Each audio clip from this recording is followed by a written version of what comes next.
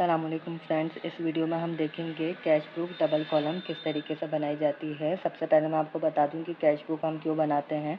Cash book को आप एक तरीके से लेजर भी बोल सकते हो, क्योंकि बहुत सारी कंपनीज ऐसी होती हैं जिनका लेजर में सबसे ज़्यादा या जो ट्रांजैक्शंस होती हैं वो कैश और बैंक की होती हैं।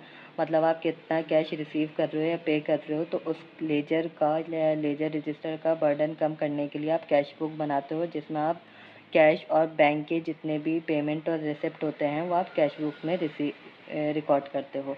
अब देखो, हम इसमें सबसे पहले फॉर्मेट देखेंगे कैश बुक का, जिसमें डेबिट साइड होता है और क्रेडिट साइड होता है। Date, particular, voucher number, ledger folio, cash और बैंक। फिर उसके बाद क्रेडिट साइड पे भी सेम कॉलम होते हैं, date, particular, voucher number, ledger folio, cash और बैंक। आप सिंगल कॉलम कैश बुक में अगर देखो तो सिर्फ कैश का ही कॉलम था, बैंक का कॉलम नहीं था। डबल कॉलम कैश बुक में कैश और बैंक दोनों के कॉलम होते हैं। अब ये क्वेश्चन है डबल कॉलम कैश बुक का, जिसमें फर्स्ट ट्रांजैक्शन है कैश इन हैंड ₹50,000। अब देखो, जितना भी आप कैश रिसीव करोगे या बैंक से रिसीव करोगे वो आप डेबिट साइड पे लिखोगे, क्योंकि कैश और बैंक दोनों हमारे लिए एसेट है। कैश और बैंक एसेट है, और एसेट के इंक्रीज होने से आप डेबिट कर दो।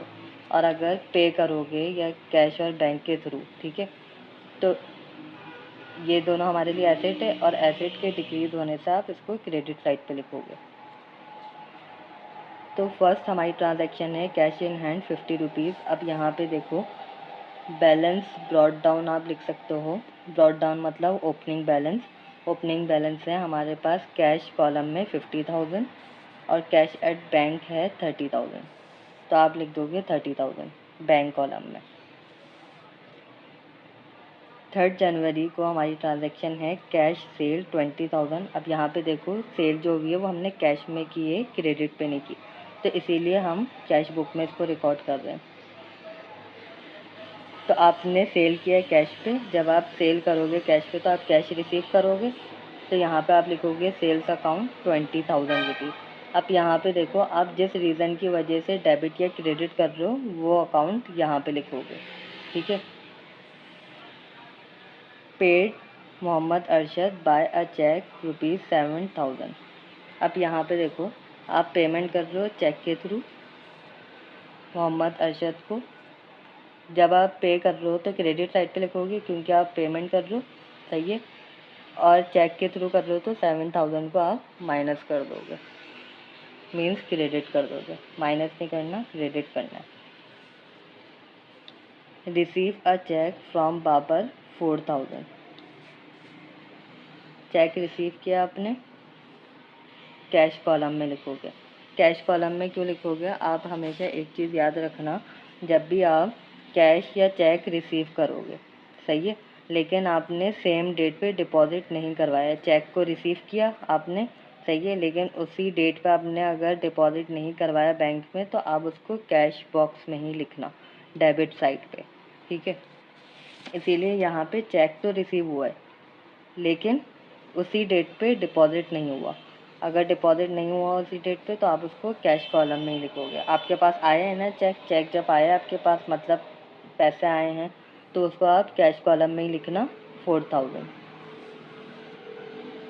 फिर उसके बाद receive a cheque from Babar, ये वाली हो गई, कैश डिपॉजिट इनटू बैंक 9,500। अब आप ये वाली ट्रांजैक्शन में देखो, कॉन्ट्रा एंट्री बनेगी। कॉन्ट्रा एंट्री कैसे बनेगी, मतलब कि अगर आप इसकी जर्नल एंट्री बनाओ, when cash is deposited into bank, जब आप इसकी एंट्री बनाओगे तो देखो बैंक डेबिट होगा। क्यों होगा, क्योंकि बैंक में तो आपने डिपॉजिट करवा लिया, बैंक में एसेट इंक्रीज़ हो गया और आपके पास से एसेट डिक्रीज़ हो गया, मतलब कैश डिक्रीज़ हो गया, ठीक है।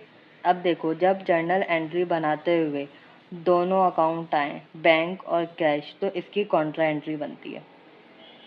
अब अगर आप इसकी जब कैश बुक में इसको रिकॉर्ड करोगे तो किस तरीके से करोगे, बैंक को डेबिट कर दोगे, मतलब बैंक कॉलम को डेबिट करोगे।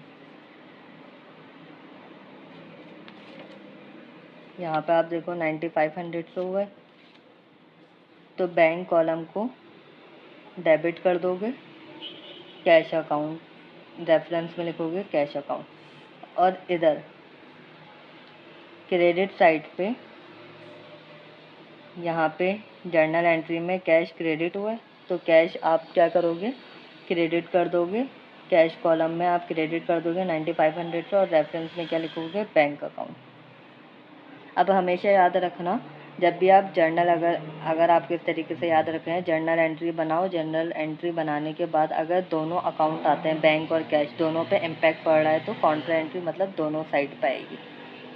वरना अगर आप दूसरी एंट्रीज देखो, अगर आप इनका देखो, पेड मोहम्मद अरशद बाया चेक, अगर आप इनकी एंट्री देखो तो मोहम्मद अरशद डेबिट, और जो बैंक होगा वो क्रेडिट हो जाएगा। तो यहाँ पे सिर्फ बैंक पे इम्पैक्ट पड़ा है, ठीक है, और यहाँ पे कैश नहीं आया। अगर कोई भी ऐसी एंट्री हो जहाँ पे दोनों साइड पे इम्पैक्ट पड़े, तो आपको दोनों कॉलम में ही एंट्री अमाउंट लिखनी होगी। यहाँ देखो 10 जनवरी की transaction due from bank for office use 7500। अब देखो ऑफिस यूज़ के लिए ड्राइंग की है, ठीक है, बैंक से। अब अगर इसकी ट्रांजैक्शन देखो तो किस तरीके से होगी, कंपनी में कैश आया है, सही है, ऑफिस यूज़ के लिए, तो कैश तो इधर इंक्रीज़ हो गया और बैंक डिक्रीज़ हो गया। अब यहाँ पे भी आप देखो, जहाँ पे दोनों जगह पे इम्पैक्ट पड़ रहा है, कैश पे भी और बैंक पे भी, सिर्फ ये दो एंट्रीज होंगी जिसमें कॉन्ट्रा एंट्री बनेगी, ठीक है। अब यहाँ पे किस तरीके से बनेगा, 10 जनवरी कैश कॉलम जो होगा वो डेबिट होगा, कैश कॉलम डेबिट होगा, और रेफरेंस में आप क्या लिखोगे, बैंक, ठीक है। और उसके बाद बैंक जो है वो क्रेडिट होगा, बैंक कॉलम, यहाँ पे देखो बैंक कॉलम क्रेडिट हो रहा है, और कैश अकाउंट आप रेफरेंस में लिखोगे। फिर उसके बाद आती है 11 January due from bank for personal use of owner 12,000। अब यहाँ पे देखो पर्सनल यूज़ के लिए लिया है, जब पर्सनल यूज़ के लिए लोगे तो आपको कॉन्ट्रा एंट्री बनाने की ज़रूरत नहीं है, मतलब दोनों जगह आपको रिकॉर्ड करने की ज़रूरत नहीं है। लेकिन जब ऑफिस यूज़ के लिए करोगे तो आप दोनों जगह करोगे। क्यों, देखो अगर पर्सनल यूज़ की एंट्री बनाओगे, ड्राइंग डेबिट हो जाएगा और बैंक क्रेडिट हो जाएगा। यहाँ पे दोनों नहीं है, मतलब कैश और बैंक दोनों नहीं है, सिर्फ बैंक है, तो आप बैंक कॉलम को क्रेडिट कर दोगे। यहाँ पे आप बैंक कॉलम को क्रेडिट कर दोगे और रेफरेंस में क्या लिखोगे, ड्राइंग अकाउंट। कैश परचेसेस 28,500, आप परचेज कर रहे हो,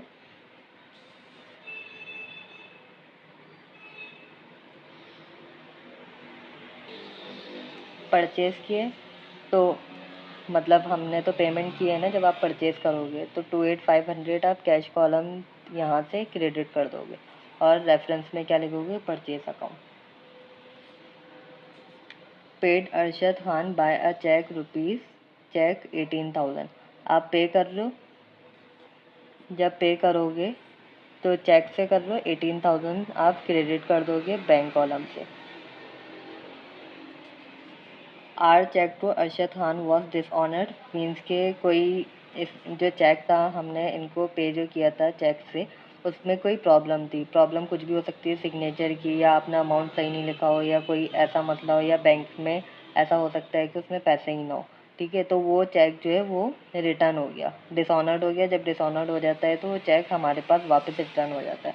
जब रिटर्न हो गया तो पहले हमने क्रेडिट किया था, अब वो वापस आ गया, तो हम क्या करेंगे, वापस बैंक कॉलम में उसको डेबिट कर देंगे, अरशद खान 18,000।